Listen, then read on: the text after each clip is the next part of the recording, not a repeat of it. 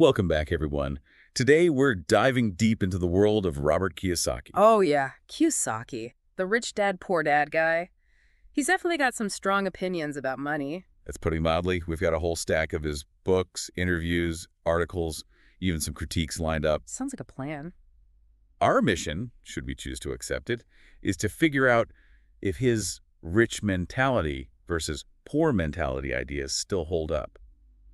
Especially now, with everything going on in the economy. It's funny you should say that because one of Kiyosaki's big arguments is that the traditional financial advice, like go to school, get a job, save your money, it's practically obsolete. Okay, so he's not saying toss your diploma out the window, is he? No, not exactly. But he does think that the old playbook needs, like, a serious update. Makes sense. The world's changing fast. And one of his core arguments is this thing he calls the law of M. Basically, it says that information doubles every 18 months. Okay, but how does that relate to personal finances? He uses this analogy about milk. You wouldn't drink expired milk, right? Absolutely not. But what about outdated knowledge? Are we checking the expiration date on our financial know-how? I never thought of it that way. So for Kiyosaki, continuous learning is crucial. Exactly. He points to 1971 when the U.S. went off the gold standard as a prime example. Money wasn't backed by something tangible anymore. It basically became debt. That's a huge shift. A massive shift, yeah, with big implications. But a lot of people's financial mindsets just didn't catch up. So how did Kiyosaki develop this whole rich mentality idea? Well, he talks a lot about his own experiences, especially the lessons he learned from his rich dad. Who was this rich dad, exactly? His best friend's father. He was a successful entrepreneur, and he taught Kiyosaki a lot about money. Like, for instance, his rich dad refused to give him a regular allowance or salary. Wait, seriously? Why would he do that? Because he wanted to push Kiyosaki to think differently, to understand that a paycheck could actually limit your potential. So instead of relying on a steady income, his rich dad encouraged him to create his own opportunities, to learn how to make money work for him. That's pretty unconventional parenting. But I get it. No safety net forces you to be resourceful. Right. And Kiyosaki actually had this defining moment after receiving his last paycheck. It was a $30,000 bonus. And a colleague told him, "You'll be back," basically predicting failure in his entrepreneurial ventures. Oof, that's harsh. Yeah, but Kiyosaki's response was awesome. He said, "You failed and came back, but I'm going to fail and never come back." Like, he was determined to succeed on his own terms. Wow, that takes guts. So this is where his emphasis on entrepreneurship comes in, right? Definitely. He sees it as the key to breaking free from the employee mindset, to controlling your income and potentially minimizing your tax burden. He even differentiates between being self-employed and being a true entrepreneur. Interesting. What's the distinction? Someone who's self-employed might be trading time for money. But a true entrepreneur, according to Kiyosaki, builds systems and leverages knowledge. So it's not just working for yourself, but building something that works for you. You got it. And this is where things get a little controversial. Kiyosaki argues that traditional employees often end up paying the highest taxes, while the wealthy use debt and taxes to their advantage. I can see how that would rub some people the wrong way. And let's be real, his views on debt are pretty provocative, shall we say. Yeah, he pushes the envelope on that one. But it's important to understand, his argument is that debt, when used strategically and with a deep understanding of financial systems, can actually be a tool for building wealth. He even has a personal example of this, right? Didn't he refinance a massive amount of debt and actually make a profit from it? He did. Kiyosaki refinanced $300 million in debt at a lower interest rate, and by using his knowledge of financial markets, he generated a profit from the decrease. Okay, that's a pretty high-level maneuver. Not exactly your average budgeting tip. No, definitely not. But it highlights Kiyosaki's point about financial literacy. You need to know the rules of the game to play it effectively, whether it's understanding taxes, debt, or investment strategies. It's like you can't win if you don't know the playbook. Right. And this all connects back to what he calls your internal economy. Building a strong financial mindset and constantly updating your knowledge, that's crucial for thriving, no matter what the economy is doing. So even in a recession, if you have a strong internal economy, you're better prepared to handle those challenges. Exactly. Kiyosaki even goes so far as to say that a bad economy can be an opportunity. How so? Well, while everyone else is panicking, those with a rich mentality can see the potential for growth and change. So it's about shifting your perspective. Instead of being afraid of losing your job, You focus on what you can control. building your skills, your knowledge, basically taking charge of your own financial world. That's a powerful idea. And it makes me think about how Kiyosaki emphasizes personal responsibility. Like, you're not a victim of the economy.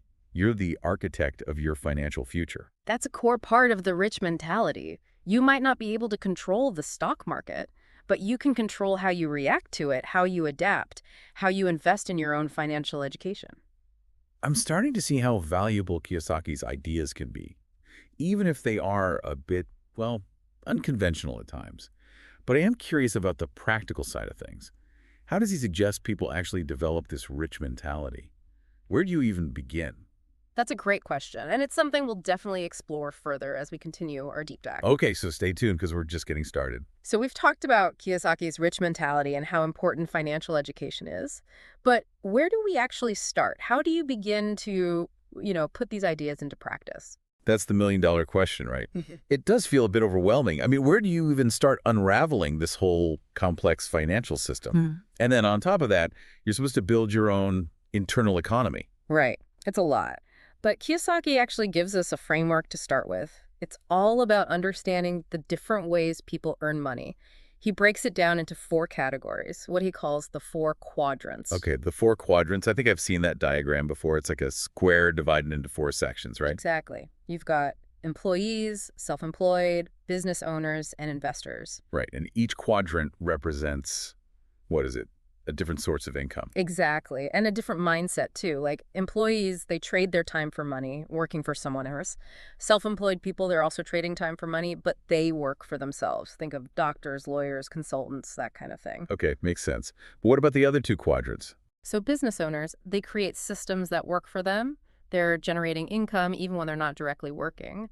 And then investors, they're making their money work for them through assets like stocks, real estate, or businesses. So Kiyosaki is saying that to be truly financially free, you need to shift out of the employee and self-employed quadrants and move into the business owner and investor quadrants. Is that right? Exactly. He says the rich mentality is more common in the business and investor quadrants because they've figured out how to create wealth even when they're not actively working. It's that passive income idea, right? Money that keeps flowing in without you constantly having to trade your hours for it. You got it. And that's where Kiyosaki's teaching comes in. He gives us frameworks and strategies for building businesses, investing in assets, but he also emphasizes that there's a mental and emotional side to creating wealth. Okay, so let's talk about that. What does he say about the role of mindset in all of this? Well, he believes that your beliefs about money can either help or hinder your progress. Things like overcoming fear, embracing failure, developing a strong internal locus of control. So it's not just about having the right knowledge and skills, but also the right mindset to use them. Yeah, it's almost like you need to reprogram your thinking about money.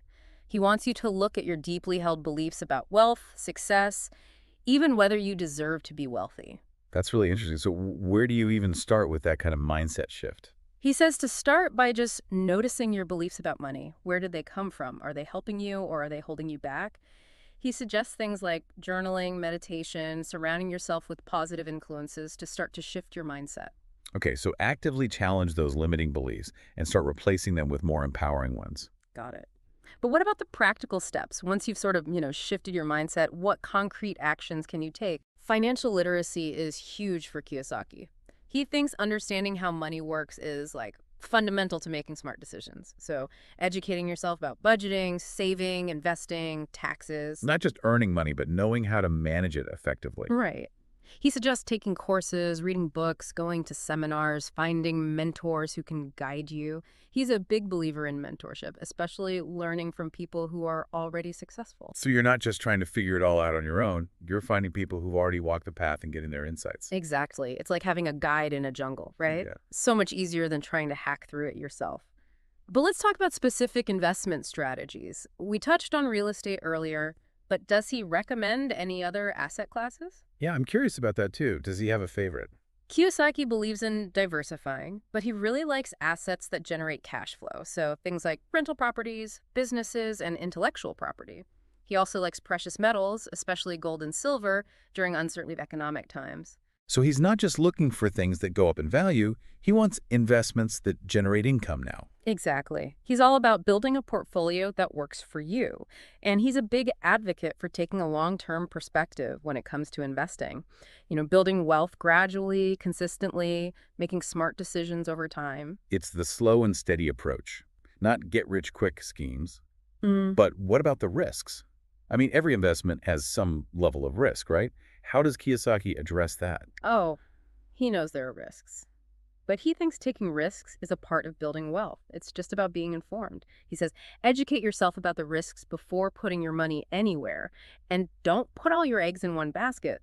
Diversify. So understand the risks, Yeah, mitigate them as much as you can, and then be willing to take calculated risks. right. And another thing he emphasizes is having a plan.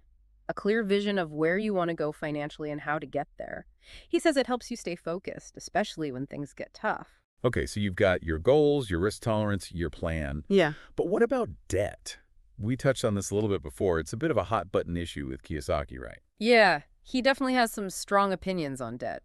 He says it can be a powerful tool or a dangerous trap, depending on how it's used. So how does he differentiate between, like, good debt and bad debt? He says good debt is used to buy assets that generate income or go up in value over time, like a mortgage on a rental property or a loan to start a business. Bad debt is used to buy liabilities, things that drain your income instead of boosting it, like credit card debt for just buying stuff, or a car loan, because cars usually go down in value. So it's not about avoiding debt entirely. It's about using debt in a smart way to help build wealth. Exactly. But that does require a certain level of financial knowledge. He really stresses learning about debt and how it works. It's about knowing the rules of the game. Okay, but what about the people who disagree with Kiyosaki? He definitely has his critics, right? Oh, he's definitely a controversial figure. Some people think his ideas are too simplistic. Like he puts too much emphasis on being an entrepreneur in real estate and not enough on things like traditional jobs or other types of investments. Okay, so they think he's a little one-sided. What else? Some people question some of his stories, the anecdotes he tells in his books, and his financial claims, too. They want more evidence. Right, like are his personal success stories replicable for everyone? That's fair. And some people think he focuses too much on just getting rich and not enough on things like ethics and social responsibility. So there are a lot of different opinions out there about Kiyosaki. How do we figure out what's truly valuable in his teachings? What's relevant for us? That's a great question. I think it's important to be critical. Don't just blindly accept everything he says, right? Question his assumptions, think about other viewpoints, do your own research. So think for yourself. Don't just take his word for it. Exactly. But at the same time, don't just dismiss everything he says either. His books have been popular for a reason. There are good insights there, even if you don't agree with every single thing. Take what works for you, leave what doesn't. Make it your own. Right. There's no magic formula for financial success that works for everyone. It's about finding what works for you, based on your goals, your risk tolerance, your values. So it's like creating your own personalized financial roadmap.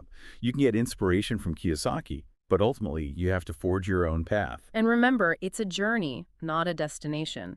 There will be ups and downs, successes and failures, but the key is to keep learning, keep growing, and keep moving forward. It's about embracing the entire process, the good and the bad, the challenges and the rewards. Absolutely. As we move into the last part of our deep dive, I want you to think about this. Kiyosaki often talks about escaping the rat race. What does that mean to you? What does financial freedom look like in your life? That's a really good question, and one we'll explore as we wrap up our conversation about Robert Kiyosaki and his ideas. So we've spent a lot of time with Robert Kiyosaki's ideas, and I gotta say, it's been pretty thought-provoking. He definitely doesn't shy away from shaking things up, does he? Not at all. Yeah. One thing that really stood out is how he views the entire financial system. Yeah, it's not just about giving tips and tricks. It's about questioning the whole system, right? Exactly. He seems to think the game is rigged, that the rules favor the wealthy, and he's super critical of how governments print money and the impact that has on everyday folks. He's basically saying that inflation is like a hidden tax, devaluing everyone's savings, while people with assets like real estate or gold, they actually benefit from rising prices. It can feel like you're running just to stay in place, especially with prices going up everywhere. Absolutely. And Kiyosaki's not just complaining, he's trying to give us tools to navigate this system. That's what I appreciate about his work. It's about empowerment. He's saying, don't just sit there and take it. Get educated. Knowledge is power, right? He believes financial literacy is the key to breaking free from this system and creating your own path. So how do we start building that financial literacy? Is it about hitting the books, becoming economists? Actually, Kiyosaki is more about a hands-on approach. Okay. So what does that look like? He encourages people to learn by doing, start small, and build your knowledge and experience gradually. I like that. Practical experience. He talks about starting a side hustle, even if it's something small, to get that entrepreneurial experience. It's about rolling up your sleeves and learning by doing, not just reading about it. Right. And finding mentors, people who have already done what you want to do. And learning from people who have been there, done that. Makes sense. Exactly. And he's big on having a financial plan, a roadmap to guide you. So you're not just drifting along hoping for the best. Nope. You have a destination in mind and a plan to get there, but we also have to talk about the emotional side. Because it can be pretty intimidating to challenge your beliefs about money and start taking control, right? Definitely. But Kiyosaki knows that, and he addresses it head on.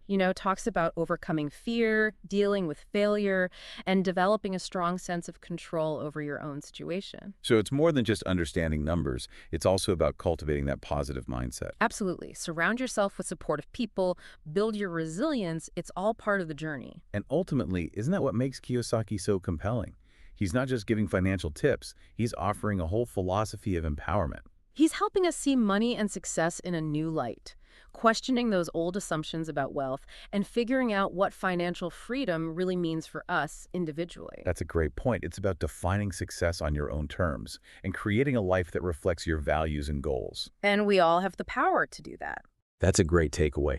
So as we wrap up this deep dive into the world of Robert Kiyosaki, here's a final question for everyone listening. If you could design your ideal financial future, what would it look like? What can you do starting today to make that vision a reality? Keep learning, keep exploring, and don't be afraid to push the boundaries of what you think is possible. And thanks for joining us on this deep dive. We'll see you next time.